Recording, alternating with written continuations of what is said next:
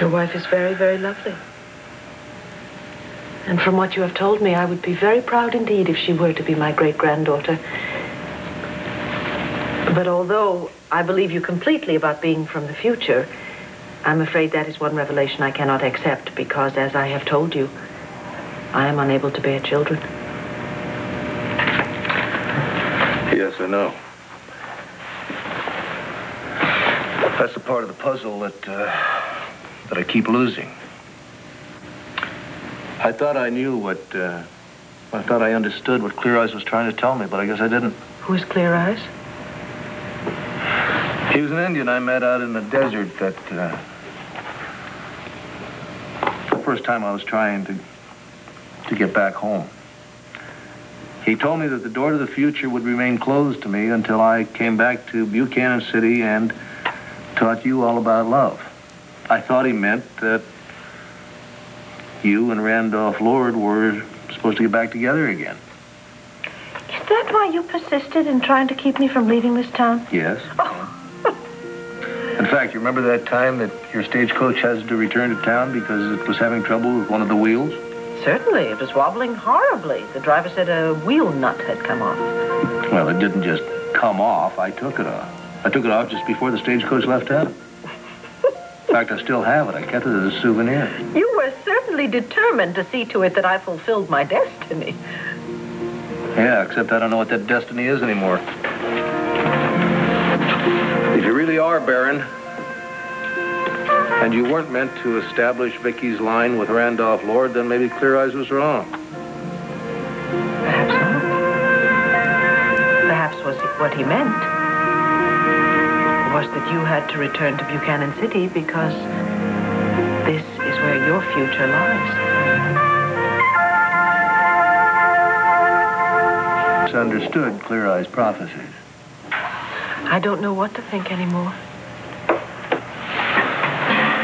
I must admit that my feelings for Randolph back in San Francisco were very special indeed.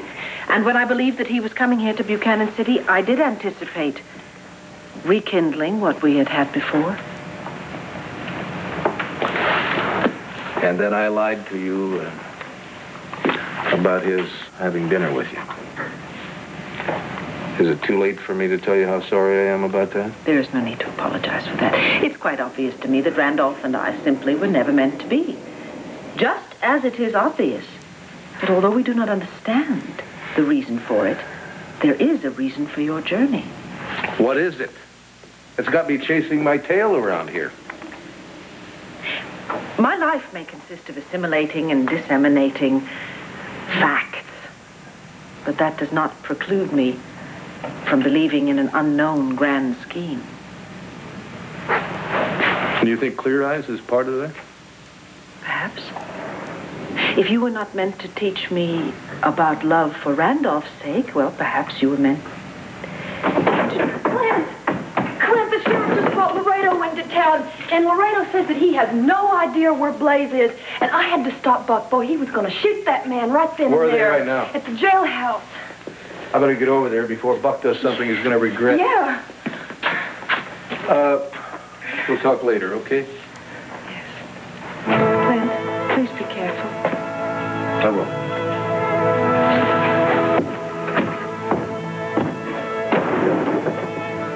Jenny, if I didn't know any better, I'd say that you just sent that man off with love in your eyes. Did something happen between the two of you down in Mexico? Oh, May, what happened in Nogales? Yes. Clint, please be careful. I will.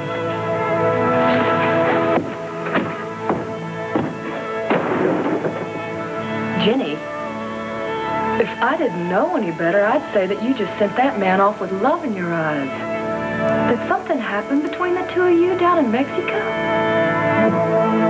Oh, May, what happened in Nogales was wondrous indeed. It was a grand adventure straight from the pen of Alexandre Dumas. Well, I don't know who that is, But boy, am I glad to see you back and all aglow like you are. What did Clint just say to you to put that smile on your face, huh? actually, I should be ashamed of myself for taking such pleasure in his unfortunate circumstances. Boy, what's wrong? Well, it appears that he will never be able to rejoin his family now. Oh, don't tell me something's happened to his wife and kids. No, they are alive. They are living... Mm-hmm. They are simply living in a place where he cannot reach them. Well, I understand. Why would they do that, Jenny? I don't really know. All I know is that it appears that he will be staying here and making his future in Buchanan City. Oh, Jenny. That is wonderful. And you were right before May. What? Now that Clint is no longer attached, I'm not ashamed to admit that I love him. I love him more than life itself. Jenny, I am so happy for you. And Clint. Does he feel the same way about you? Well, I am not totally sure about that yet, but I shall do whatever it takes to see that he returns the love that I feel for him.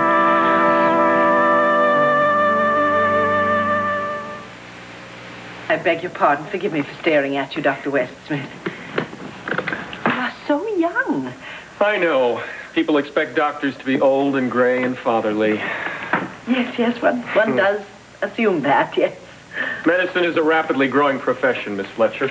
And lots of young doctors are needed in this country to learn all the new knowledge they're discovering almost every day. Oh, you finished out in the garden, huh? Yes, I completed the weeding. Well, that's good. You two have met, I guess. Yes, we introduced ourselves. In fact, Dr. Westsmith has been explaining to me how exciting it is to be a doctor in the 1880s. Really? Yes, well, with all the new discoveries they're making, I'd say in 75 years or so, there won't be any sicknesses left. Oh, boy, that's going to be good news for my baby. And a fine, healthy baby it's going to be. You're in perfect physical condition, and your baby's doing just fine. I'd say in the years to come, you and your husband can look forward to as many children as you want. Did you hear that, Jenny? That is wonderful news indeed. I shall make some tea, and we will celebrate. Okay. So, have you found a permanent place here in Buchanan City? Yes, I think I have. There's a small... Miss Fletcher! Jenny! Had these spells before. Not that I know of, Doctor. She's just been through a lot lately. She, was recently kidnapped by a bunch of men who auction off wives and such. Oh, what is that horrible odor? It's smelling salts, Miss Fletcher. You fainted. Oh, dear, excuse me. I assure you, Doctor, I am not in the habit of fainting. Don't you worry about it. You just relax and catch your breath. Oh, well, I'm quite all right now. Thank you very much. I'm quite all right. I was making some tea. Jenny, you sit down. I'm going to make the tea. Oh, Come dear. on. May, would you be so kind as to bring me a glass of water, please? I can hardly imagine what has come over me. Doctor, she just hadn't been herself since Clint rescued her and brought her back from Nogales. That's why we wanted her to stay here with us for a while. Oh. Has this ever happened to you before? No, Doctor. As I told you, I have a very strong constitution. Jenny, she has been pale, Doctor, and she's been so distracted lately. May, please, I would prefer if you did not speak about me in the third person as if I were a child. Yes, but it's true, Jenny. But considering the symptoms Mrs. Vasquez has mentioned and this fainting spell, I wouldn't consider myself a very good doctor if I wasn't concerned. Do you think she might have picked something up down in Nogales when she was there? Well, I believe I should give you an examination, Miss Fletcher.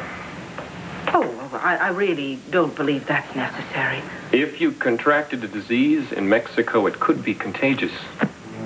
Oh, do you really believe that could be true? Well, I think it's better to be safe than sorry. Especially with Mrs. Vasquez and her condition, I'd hate for her to come down with something. Oh, that would be terrible indeed, yes. Yes, I agree.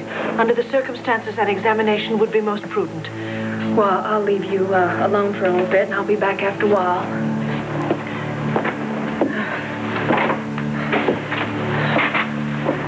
I have not been seriously ill since I was a child. Then I nearly died. And I have had the usual cold and such since then, but... Doctor, do you really believe that I could be seriously ill? There is no need to get excited. As I say, it's just a precaution.